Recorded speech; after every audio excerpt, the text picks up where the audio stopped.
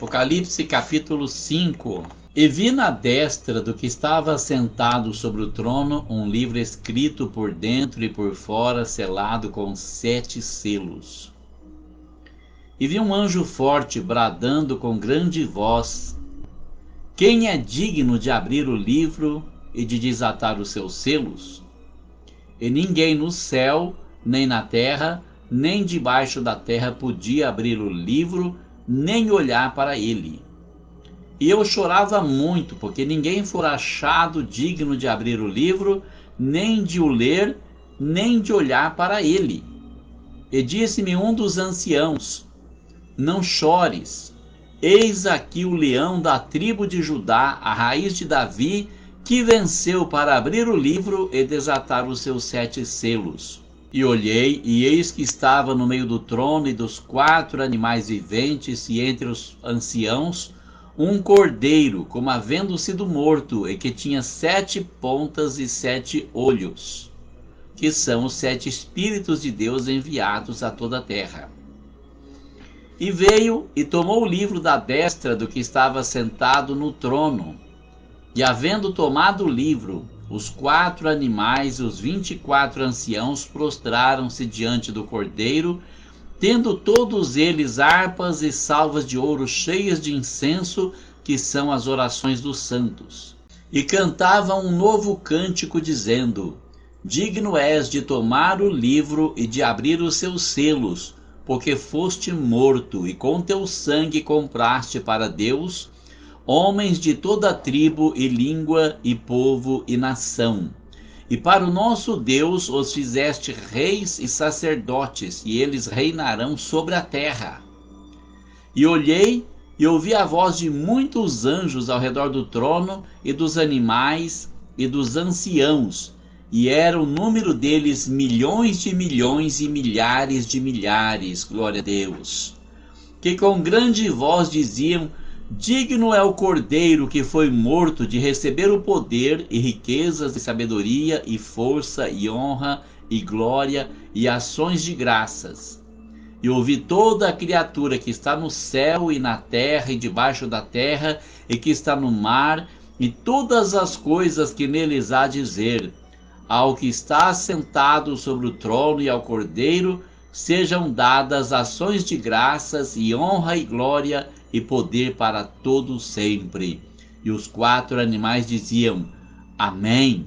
E os 24 anciãos prostraram-se e adoraram ao que vive para todo sempre. Glória a Deus. Amém. Olha que palavra poderosa que é o capítulo 5, não é? Traduzindo para uma linguagem mais simples, o versículo 1 diz assim: eu vi na mão direita do que estava sentado sobre o trono, ou seja, de Deus, um livro escrito por dentro e por fora, selado com 7 selos. Bom, vamos entender esse versículo primeiro. Primeira coisa, ele tem uma visão no céu. João é arrebatado em espírito e ele tem uma visão na ilha de Patmos. Ele vê a terra, ele vê as coisas que acontecem na terra, e ali na terra ele vê o Filho de Deus, que aparece com 7 estrelas na mão direita, no meio de 7 castiçais de ouro. E o próprio Jesus explica: as 7 estrelas na minha mão direita são os anjos das 7 igrejas. E os 7 castiçais de ouro são as 7 igrejas da Ásia. Como nós dissemos antes, as igrejas da Ásia, elas simbolizam a igreja do estrangeiro, do não judeu. Ou seja, abrange a todos nós. Como nós falamos lá no início, o número 7 é o símbolo da plenitude, da totalidade. Então as 7 igrejas representam todas as igrejas que existiram no passado, que existem hoje e que ainda existirão pela graça de Deus no futuro, em todo o tempo e em todo lugar. As 7 igrejas. Jesus está no meio das 7 igrejas e ele tem na sua mão os anjos das igrejas, ou seja, eles vão fazer aquilo que ele mandar, aquilo que ele quer. E aquele que não faz o que ele quer, desafia o seu poder e vai sofrer a repreensão. Pode ter certeza que sim. Agora, o que ele está querendo dizer aqui exatamente? Na mão daquele que está sentado sobre o trono há um livro Deus está segurando um livro escrito por dentro e por fora e selado com 7 selos. Olha o número 7 de novo. O número da totalidade, ou seja, é um livro que ninguém tem poder para abrir. Ninguém. É um livro muito bem selado. O 7 representa a totalidade, a plenitude, ou seja, ele está muito bem fechado, lacrado, e ninguém vai conseguir abri-lo. É por isso que Jesus veio à Terra, por isso que ele tomou a forma de homem. Nós vamos chegar lá daqui a pouco. Então, no versículo 2 diz assim: eu vi um anjo forte bradando com grande voz, ou seja, um anjo muito poderoso que estava bradando com uma voz tremenda: quem é digno de abrir o livro e desatar os seus selos? O anjo proclamava um evangelho eterno, ou seja, quem pode abrir esse livro, quem pode desatar os seus selos?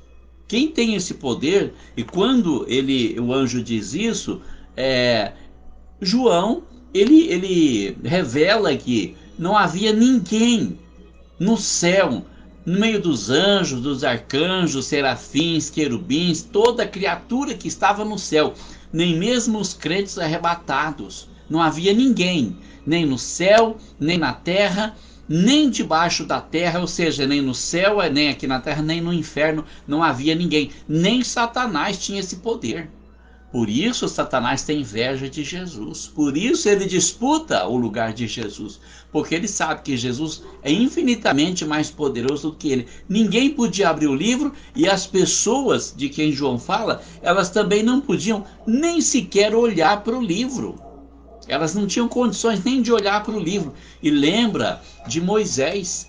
Quando Moisés chega ali no Monte Horebe pela primeira vez, apacentando as ovelhas do seu sogro, Jetro, e ele vê aquela árvore queimando, pegando fogo ali, e ele vê que a árvore está queimando, mas não se consome, a chama não consome. E ele vê naquela sarça ali a demonstração do poder de Deus, e ele disse: nossa, mas que coisa tremenda é aquela ali, o fogo está queimando a árvore, mas as folhas não se consomem. E quando ele vira para lá para ver o que está acontecendo, aquele fenômeno estranho para ele escuta uma voz do meio do fogo dizendo: não te chegues para cá, tira a sandália dos teus pés, porque a terra que você pisa é terra santa. E Moisés, então, ele abaixa a cabeça, ele cobre a cabeça com o capuz, porque ele tem medo de olhar para Deus. Ele sabe que o homem pecador não pode olhar para Deus. Se olhar para Deus, a santidade de Deus consome o homem, como se o homem estivesse no centro do sol. Ele é consumido, vira cinza, ele apaga. Então Moisés tira a sandália dos pés e abaixa a cabeça. Por que aquela terra era terra santa? Tem gente que faz romaria, viagem. Nós vamos para a terra santa de Israel. Irmão, Israel foi terra santa quando Jesus estava lá. A terra santa onde Deus está. O Monte Horebe, que está fora dos termos de Israel, era santo porque era ali que Deus se manifestava naquele momento. Onde Deus está, ele santifica o lugar. Então hoje a terra de Israel não é uma terra santa. Precisa acabar com essa lenda, esse mito, essa baboseira toda de pessoas que querem tomar dinheiro dos outros, não é? Lá não é a terra santa, lá era a terra santa quando Jesus estava andando por ali, porque Jesus é santo. E onde o Deus santo chega, a santidade vai junto. Mas aí o que acontece? Nós percebemos que as pessoas, não havia uma criatura, nem mesmo um anjo, nem o arcanjo Miguel, que comanda os exércitos celestiais, ele era digno de olhar para o livro, nem de olhar, quanto mais abrir.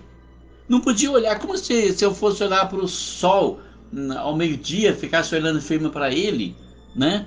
Pior do que isso ainda, é uma comparação tosca que eu estou fazendo para dar um entendimento do que significa isso. Então, o que acontecia?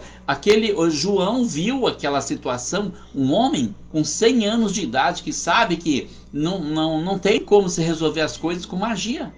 Não tem ninguém, nem no céu, nem na terra, no inferno, lugar nenhum. Ninguém pode olhar para esse livro, quanto mais abrir. Então nós estamos perdidos, porque era a única forma que nós tínhamos de herdar a salvação. mas não tem ninguém. Então ele começa a chorar, né? Versículo 4, ele diz: eu chorava muito, ele chorava desesperado, porque ninguém fora achado digno de abrir o livro, nem de o ler, nem sequer de olhar para o livro. Ninguém tinha condição de olhar para o livro. Então João começa a chorar desesperado, pensando: puxa, nós estamos perdidos, não resta mais esperança, não tem jeito. Então, versículo 5: e disse-me um dos anciãos. Que ancião é esse? Um dos 24 anciãos que tinham a coroa, que jogaram a coroa diante do trono de Deus. E disse-me um dos anciãos: não chores, eis aqui o leão da tribo de Judá, a raiz de Davi, que venceu para abrir o livro e desatar os seus 7 selos. Oh, mensagem gloriosa! Então, olha só que mensagem que o ancião transmite para João no momento de desespero, de amargura. Meu Deus, nós estamos perdidos, não tem ninguém para abrir esse livro, desatar os seus selos, nem sequer de olhar para o livro. E um dos anciãos diz: não chore, não se desespere, porque eis aqui o leão da tribo de Judá, a raiz de Davi, ou seja, um descendente de Davi que venceu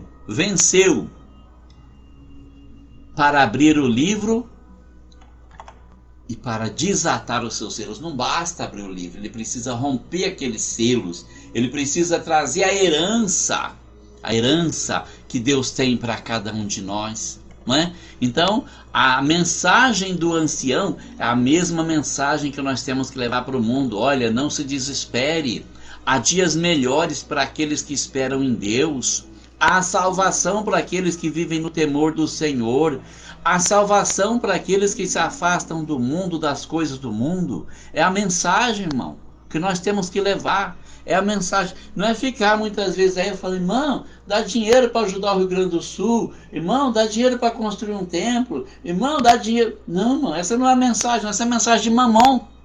A mensagem que nós temos que transmitir é exatamente essa: eis aqui o leão da tribo de Judá, a raiz de Davi, que venceu para abrir o livro e desatar os seus selos. Então, nós temos uma esperança.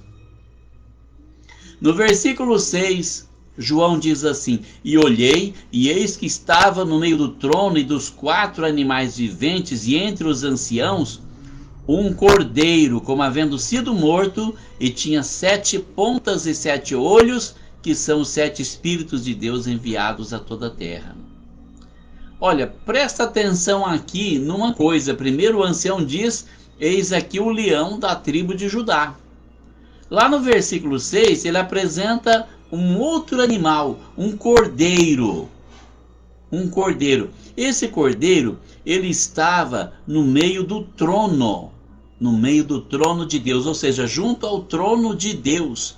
E no meio dos 4 seres viventes, daqueles 4 seres viventes que aparecem no capítulo 4, que estão ali dando glória a Deus, estão glorificando a Deus, estão louvando a Deus, ele está no meio deles, ele está recebendo a glória, o louvor, a adoração que lhe é devido, mas ele já não é um leão. O que representa o leão? O leão representa o rei, né? O leão representa o reino. Jesus tomou o reino. Assim que ele ressuscitou, no capítulo 28 de Mateus, ele se encontra com seus discípulos e ele diz: é-me dado todo o poder lá no céu e também aqui na terra. Portanto, ide fazer discípulos de todas as nações. E eis que estou convosco todos os dias até a consumação dos séculos. Então, ele nos manda levar essa palavra que nós estamos levando aqui, porque ele está conosco. Porque Jesus é a palavra. E quando nós estamos anunciando o Evangelho, ele está do nosso lado, nos fortalecendo, nos inspirando, nos dando sabedoria, edificando a nossa fé, para que nós possamos continuar levando a mensagem salvadora. Então, aí João diz assim: eu olhei, quando o ancião diz para ele: não chore, eis aqui o leão da tribo de Judá. João olha e ele vê no meio do trono e dos 4 seres viventes, e entre os anciãos, no meio dos 24 anciãos, um cordeiro, com sinais de que havia sido morto, com cicatrizes, havia sido morto, as marcas nas mãos, o lado furado. Ele percebe que cordeiro é esse? Também é um símbolo, não quer dizer que seja um animal. É o homem que tomou o lugar do pecador, o homem que assumiu a sua função de cordeiro de Deus, de ser sacrificado pela humanidade para conquistar o perdão dos nossos pecados. É por isso que você não está no inferno, é por isso que eu não estou no inferno, é por isso que nós temos esperança de morar no céu, porque houve um que morreu por mim, houve um que morreu por você, pagou os meus pecados. E muitas pessoas não têm consciência disso. Eu não sei quantas pessoas estão vendo essa live agora, mas eu quero que você tome consciência dessa grande verdade, dessa maravilhosa verdade que nós temos. Um dia desses eu estava ali na farmácia, e quando eu ia pagar a conta para sair, a minha amiga que estava lá no caixa disse para mim: eu queria ter tanta certeza como você tem da salvação. Eu disse para ela: mas você pode ter certeza da salvação, porque Jesus morreu para pagar os seus pecados. E eu ainda citei um exemplo para ela. Eu disse: olha, se nós dois formos a um restaurante, mesmo que coma de tudo, e eu pagar a conta e sair mais cedo, quando você for embora, você tem que pagar o quê? Ela disse: nada, você já pagou tudo. Pois é assim que Jesus fez, ele já pagou a nossa conta diante de Deus. Você pode ter esperança. Você se apegue com ele, porque ele é o teu Salvador, e ele vai te levar direitinho para o céu se você entregar sua vida a ele. Porque que espécie de Salvador seria ele se deixasse você se perder depois de você se entregar? E é o que João diz aqui, bem exatamente assim: um cordeiro como havendo sido morto, mas estava ali vivo, bem vivo.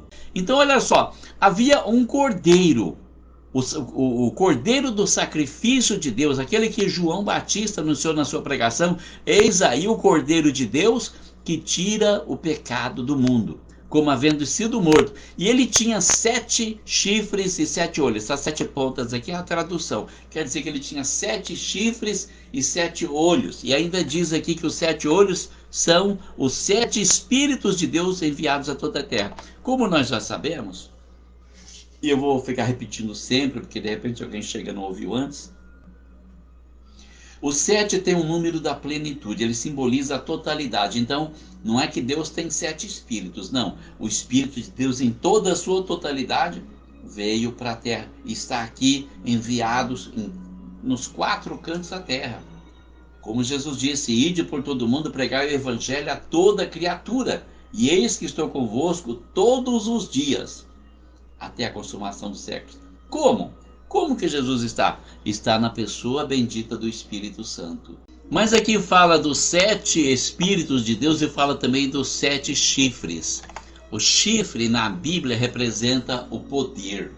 Falava-se em chifre quando alguém tomava um trono, assumia um reino, se tornava rei, rainha. Tanto é que eles usavam o chifre de um boi como um vaso para levar o azeite com o qual ungia a pessoa que seria rei. A pessoa era ungida com aquele azeite para se tornar rei. E era com o chifre. Então o chifre simboliza o poder, o domínio. E quando fala aqui que são 7 chifres e 7 olhos, quer dizer que ele tem todo o poder. Todo o reino está nas mãos do Senhor, ou seja, ele está no controle. E ele sempre nos lembra isso para que nós jamais venhamos a deixar de confiar que ele sempre estará no controle. Não importa o que aconteça, pode vir a mágoa, a tristeza, a decepção, pode vir uma tormenta, uma grande tempestade, mas o Senhor está no controle. Como estava naquele barco, enquanto dormia, e os seus discípulos assustados, apavorados, as ondas crescendo, subindo, o vento soprando forte e o barco balançando, e um deles foi lá e acordou Jesus: Senhor, o Senhor dorme, não percebe que nós vamos morrer? E Jesus se levantou e disse: por que sois tão tímidos? Vocês ainda não têm fé? Ou seja, vocês não confiam em mim? Não sabem que o mar não vai engolir aquele que o criou? Por que vocês não confiam? Eu estou presente aqui com vocês, não vai acontecer nada. Eu estou no controle da situação. Vento, cala-te, mar, aquieta-te. Fez-se uma grande bonança. Ele está no controle. Não importa que tipo de vento está soprando na tua vida. Não importa quanto o mar encapelado se levanta contra a sua vida, contra a sua família, contra tudo que você ama. Deus está no controle. Jesus, o Senhor, está no controle de tudo que acontece. Quando Ele quiser, Ele manda o vento parar, Ele manda o mar se calar e vai haver uma grande bonança na tua vida. Só precisa confiar. Só tem que confiar no Senhor. Versículo 7. Veio e tomou o livro da destra, da mão direita do que estava sentado no trono. Olha, ele tinha tanto poder ali, como foi dito. O ancião disse para João: eis aqui o leão da tribo de Judá, que venceu para abrir o livro e desatar os seus selos. Então, assim que ele surge, ele vai diante do trono e toma o livro da mão de seu pai, de Deus Pai, o Criador. E ele toma o livro e aí ele começa a assumir o controle. Versículo 8. E havendo tomado o livro, os 4 seres viventes e os 24 anciãos prostraram-se diante do Cordeiro, tendo eles harpas e salvas de ouro cheias de incenso, que são as orações dos santos. Olha, a própria palavra aqui se explica. Então ele toma o livro da mão do Pai, porque está tudo na mão do Pai. O Pai entrega para o Filho. Como ele disse, é-me dado todo o poder no céu e também na terra. Então ele toma o livro, e aí os 4 seres viventes que estão ali louvando a Deus constantemente, os 24 anciãos, vão se prostrar diante de quem? Diante do Cordeiro. Você vai ver lá no capítulo 4, inicialmente, que eles se prostram diante do trono, daquele que está sentado sobre o trono, de Deus Pai. Mas agora, quando Jesus toma o livro que está na mão do Pai, então eles vêm se prostrar diante de Jesus, diante do Cordeiro de Deus, aquele que tira o pecado do mundo, e todos eles têm nas suas mãos a harpa, significa louvor, adoração, e salvas de ouro cheias de incenso, que são as orações dos santos. Quantas vezes você dobra o seu joelho, você fala com Deus e parece que ninguém está ouvindo. E o problema continua e persiste. Meu Deus, o que eu vou fazer? Vai continuar confiando em Deus. No início de 2012, comecei a orar pelo meu filho que está distante, para o Senhor trazer ele de volta. Significa que já faz mais de 12 anos. Eu continuo orando, o Senhor vai trazer meu filho de volta. Vai trazer ele de volta, não só para minha casa, mas principalmente para o caminho de Deus. O Senhor vai falar com ele onde ele está. O Senhor está moldando ele, trabalhando ele. E eu espero pacientemente, porque eu confio no meu Salvador. O meu Salvador vai se levantar sobre a terra, vai trazer meu filho de volta. E quando minha esperança parecia começar a querer arrefecer, minha filha Diana, que trabalha em Bebedouro, conheceu uma irmã chamada Verônica, missionária. E um dia a missionária Verônica liga para ela e fala: você tem um irmão que tem uma doença, me foge o termo agora, uma doença, daquelas doenças que não se cura. Ela disse: tenho, é meu irmão, que mora em Brotas, Ivan. E ela disse assim: o Senhor está me dizendo que vai trazer de volta, que vai restaurar a fé dele. Olha, o que eu posso falar desse Jesus maravilhoso? Que nem deixa minha fé se acabar. Quando você pensa que Deus não está me ouvindo, Ele diz: eu estou te ouvindo sim, meu filho. Tenha paciência, tenha fé, confie em mim. Eu não durmo, eu estou atento às suas orações, e no momento certo, na hora certa, eu vou entrar com providência na tua vida. É assim que diz o Senhor para você nessa noite. Versículo 9 diz assim: eles cantavam um novo cântico dizendo: digno és de tomar o livro e de abrir os seus selos, porque foste morto, e com teu sangue compraste para Deus homens de toda tribo e língua e povo e nação. Versículo 10. E para o nosso Deus os fizeste reis e sacerdotes, e eles reinarão sobre a terra. Presta atenção nessa palavra, irmão. Presta atenção, porque olha aqui. As harpas que estavam na mão, que eram louvor, era para eles louvar o Cordeiro. Estão cantando para ele agora. Estão cantando para o Cordeiro. Digno é, o Senhor é digno de tomar o livro e de abrir os seus selos.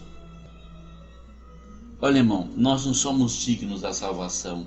Nós somos salvos pela misericórdia, porque por mais que a gente se esforça, a gente sempre cai em algum declínio, em alguma fraqueza, mas é para isso que nós precisamos de um Salvador. Se eu pudesse me salvar, eu não precisaria dele.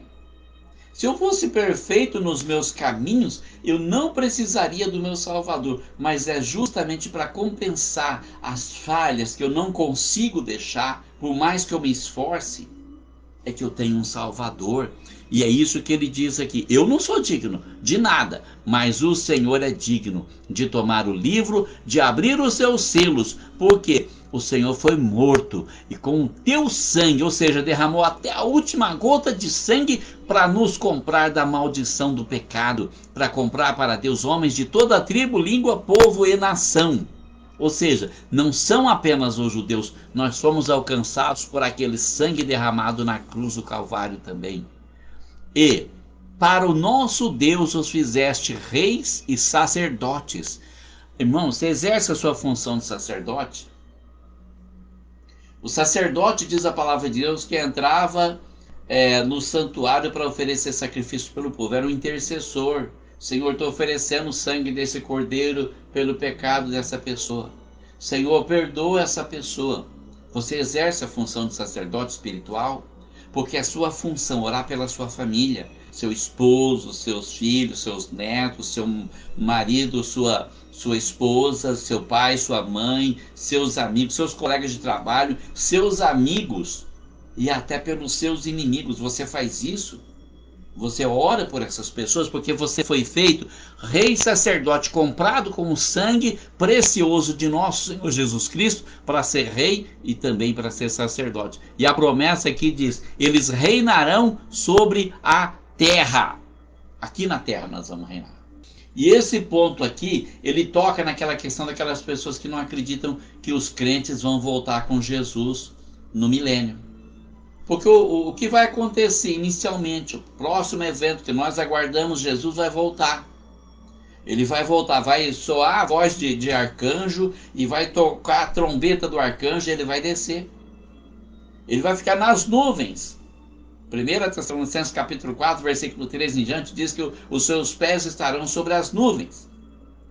E aqueles que morreram em Cristo, aqueles que estão dormindo no pó da terra, eles ressuscitarão primeiro e eles serão transformados. Aquele corpo, aquele cadáver vai ser transformado num corpo glorioso. O espírito que está no paraíso vem, entra nesse corpo e sobe para encontrar o Senhor nos ares.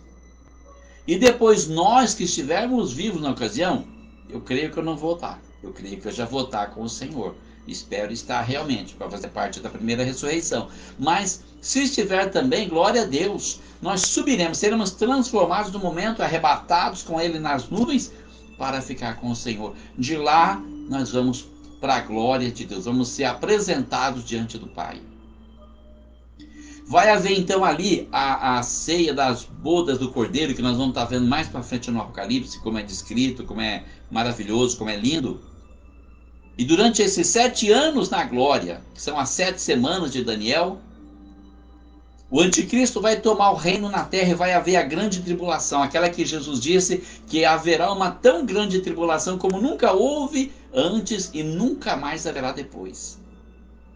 E aí os que ficarem aqui passarão por um banho de sangue nunca jamais visto. Mas nesse meio de tempo, durante esses 7 anos, Israel, que recebeu o anticristo como Messias esperado por eles até hoje, vai perceber que aquele ali é um impostor. Vão se revoltar contra ele e o anticristo então vai tentar destruí-los com toda a sua fúria, com toda a sua ira. E é nesse ponto aí que Jesus volta com a igreja, depois dos 7 anos, para salvar Israel da destruição. E nós já lemos lá em Zacarias capítulo 12, olharão para mim a quem traspassaram e o prantearão como quem pranteia por um unigênito. Eles vão reconhecer que Jesus foi rejeitado por eles e aquele Jesus é o Messias que eles deviam estar esperando. E eles vão chorar amargamente, mas o Senhor então vai estabelecer ali o milênio. Nós estaremos com Jesus nessa vinda aí. Porque lá está escrito: virá o Senhor e todos os teus santos contigo. Nós iremos com ele. Vamos reinar por 1000 anos. Lá no capítulo 20 também está escrito isso: reinarão com ele 1000 anos. Nós vamos reinar. E aqui essa palavra diz bem claramente: os fizeste reis e sacerdotes, e eles reinarão onde? No céu, no paraíso, no universo, sobre a terra. Essa é a palavra que não tem como fugir, não tem para onde correr. Eles reinarão sobre a terra. Versículo 11 diz assim: olhei e ouvi a voz de muitos anjos ao redor do trono. Quantos anjos tinham ali, será, hein? E dos seres viventes e dos anciãos. E era o número deles, milhões de milhões e milhares de milhares, ou seja, incontável, inumerável. Milhões de milhões e milhares de milhares. Podemos ouvir aquela voz ecoando pelo universo: digno é o Cordeiro que foi morto de receber o poder e riquezas e sabedoria e força e honra e glória e ações de graça. Ou seja, toda adoração, ele é digno. E no versículo 13, ouvi toda criatura que está no céu e na terra, toda criatura que está no céu, que está na terra, e também os que estão no abismo, e os que estão no mar, e todas as coisas que neles há, dizer: ao que está assentado sobre o trono e ao Cordeiro sejam dadas ações de graças e honra e glória e poder para todo sempre. Ou seja, adoração eterna ao nosso Senhor. Versículo 14, e os 4 animais diziam: amém. E os 24 anciãos prostraram-se e adoraram aquele que vive para todo sempre. Irmão, que coisa gloriosa que nós temos aqui, né? Que coisa maravilhosa que nós temos aqui. A visão do que vai acontecer quando tudo se cumprir, quando a palavra for consumada. A mensagem central de Apocalipse é: o Senhor virá para reinar, nós viremos com ele, e nós seremos salvos pelo nosso Senhor Jesus Cristo. Que Deus abençoe você, que Deus abençoe a sua família e que Deus abençoe o Brasil, em nome de Jesus.